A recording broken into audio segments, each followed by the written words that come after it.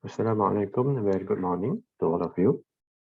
So for today's lecture, we're going to proceed with part 2 of lecture 19, in which we're going to describe or we're going to discuss about the second topics, second objective of lecture 19, which is on the application of magnetic boundary condition.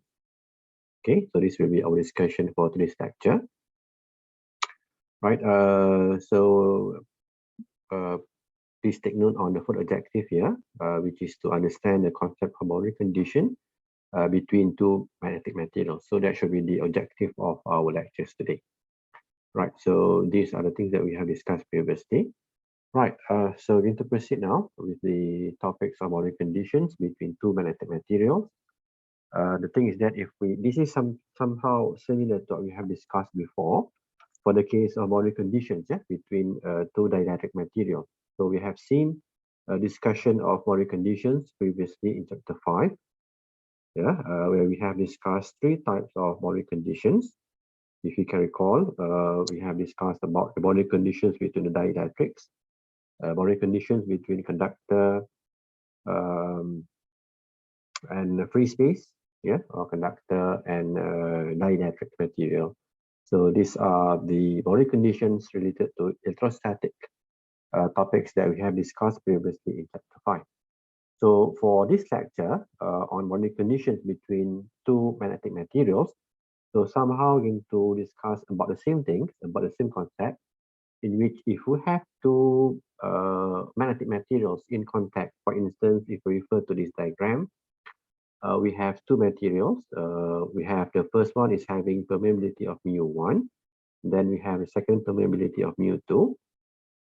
We want to find out what should be the resultant magnetic field at the boundary, if we apply an external magnetic field. So basically, the purpose of learning boundary conditions is that if we know the value of magnetic field intensity at one side of the material, we must be able to use a boundary conditions method, boundary conditions method, to calculate the magnetic field intensity in the other region. In this case, the H field at region number 1 here. Okay, so this is the use of boundary conditions, as similar to what we have discussed previously in electrostatic topic.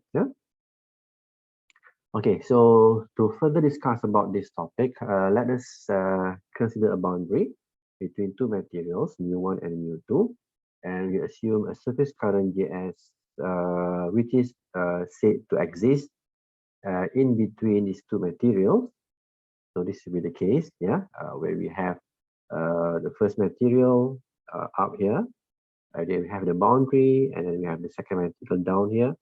And for this particular boundary, there is a surface current density of Js, surface current density of Js, which is said to exist on the boundary between these two materials. Okay.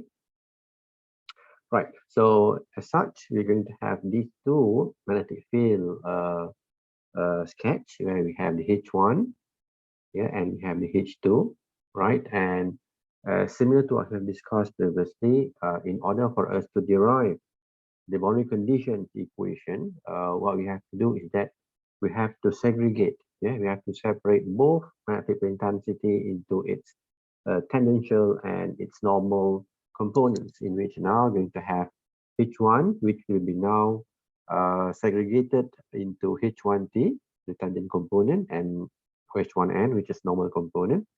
Similarly, the H2 will be now segregated into H2T and also the H2N.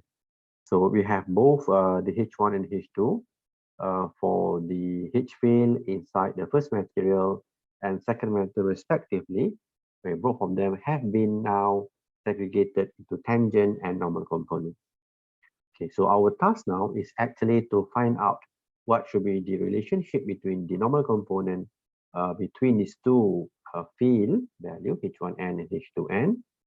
Okay, and subsequently we want to find out what should be the relationship between the H1T and also the H2T. So this is the boundary conditions equations that we are going to formulate data. Yeah. Right. So now we're going to proceed with the formulations of boundary conditions between two magnetic materials. For the first case, let us consider the normal component. Okay, where we have two materials in contact here. We have mu1, which is the permeability for first material, and then we have mu2, which is permeability for the second material. And then we have the H1N and H2N as shown here in the diagram. This is similar to the direction of both H1N and H2N, which have been sketched in the previous slide. Yeah, so we have H1N in its direction and also H2N is direction, right? So we're going to have these formulation. This direction is sketching for the H1N and H2N. So our task now is to find out what should be a relationship between the H1N and the H2N. So to find this relationship, we need to use the equation that we have seen before, which is the Gauss law for magnetic field. Yeah, if we can recall, we have the equation which state that closed surface integration of B dot ds is equals to 0. Yeah, which is a integration of the closed surface. Yeah, B dot ds equals to 0. Okay, so if we have this particular diagram sketch here, so we have three different surfaces basically. So we have surface number 1, okay, and we have surface number 2 down here, and we have surface number 3 as the curved surface.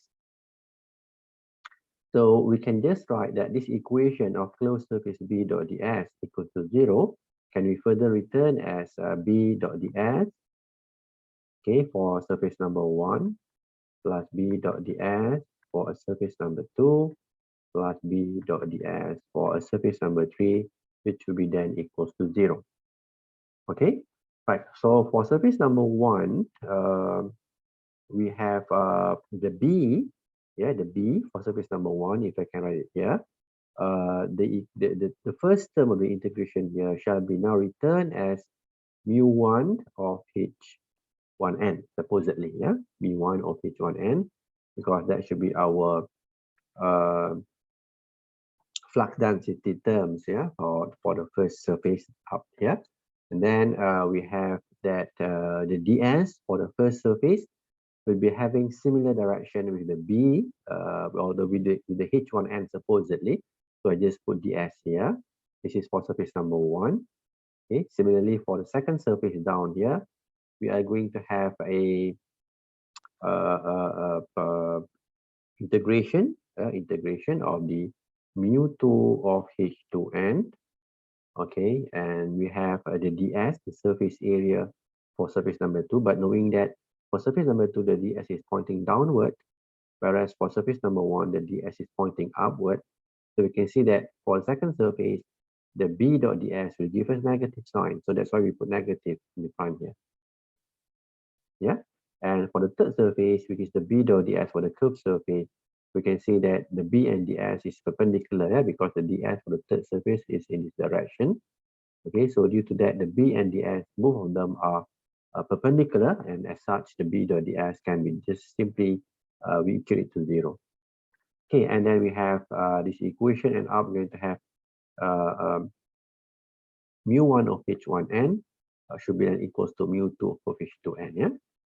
Okay, because we can say that for the integration of the surface number 1 and integration for the surface number 2, the area for both of the surface should be similar. That's why we can simply cancel out the area, yeah? Right, so this should be the equation in which we can also write this as the B1N equals to the B2N. Okay, so that should be the first boundary condition that's related to the normal component of the magnetic field. Okay, so that should be the equation that we have formulated just now. Yeah. All right. Let us proceed with the second case, which is the not tangent component. Yeah, with tangent component. This is the case. Right. So again, we consider that that should be the direction of the tangential field. If we refer back to this slide here, so we have a tangent component. We have H1T here, and we have H2T. So this should be the direction of your H field. And as such, we can say that your H field, H1T should be in this direction, and H2T should be in that direction. Yeah. Okay then. So for us to find relationship between H1T and H2T, we need to use the equation that we have seen previously, which is the Ampere Circuited Law related to this particular structure in which we are using. We're going to use the the rectangular loop, rectangular loop to find the relationship between the H1T and the H2T. So we have the equation used will be H dot dl, to be equal to the I enclosed. That will be the equation. And if we proceed with the integration here, the closed loop integration, we are supposed to have 4 sides of integration, where we have integration from point A to point B of H dot dl, plus integration from point B to point C of H dot dl, plus integration from point C to point D of H dot dl, and finally we have integration from point D to point A of H dot dl, and that will be then equal to the enclosed current. Right. So remember that previously we are given the conditions that there is a surface current density Js that is said to be located, or that is said to exist on this boundary between the materials. And if you assume that the length of this loop is just taken to be delta L, then delta L, the length loop. So we can simply write that for integration from A to B of H dot dl will simply give us H1T delta L, because the length from A to B is delta L, as it's shown here in the diagram. And from B to C, we can see that from B to C, because our H field, if we base on the diagram, both of the field H1T and H2T, because from point B to point C, there are 2 H field values that will produce, that they said to exist between B and C, which are the H1T and the H2T. And the DL integration from B to C, if you base on this diagram, is somehow perpendicular with both H1T and the H2T. So as such, we can simply cancel out the H dot dl, which will then give us 0. And this will be similar to the side number 4, which is from D to A, in which if you base on the diagram, the nature for side B to C is similar to side D, point D to point A. So that's how we can simply cancel out the integration from point D to point A. And for the third side, which is from point C to point D, from point C to point D, we can see that the vectors is H to T, which is opposite to the integration from point C to point D. So as such, we can see that the H dot dl from point C to point D will give us negative of H to T delta L. And then for the I enclosed, which is the current enclosed by the loop, we know that Js here is the surface current, which is having a density of ampere per meter unit. So we can find out the total current enclosed by the loop here by simply multiplying the Js and the delta L. So that should give us the current in ampere, which is said to be trapped, or which is said to be enclosed by the loop. So we're going to have the I enclosed to be equal to Js multiplied with delta L. So simply we can cancel out the delta L then. And finally, we're going to have the boundary conditions for the tangent component will be H1T minus H2T shall be then equals to Js. So that should be the boundary conditions number 2 that we have managed to get for the case of boundary conditions between 2 magnetic materials. We have the first is related to normal components, where we have the B1n equals to the B2n, and subsequently we have the equation for the tangent component, where we have the H1T minus the H2T equals to Js. So this is the conclusion from what we have discussed from before, which is formulation for the boundary conditions. Where we have the first one with normal component, where we have mu1 H1n equals to mu2 H2n. Then we have H1T minus H2T equals to Js, which is tangent component.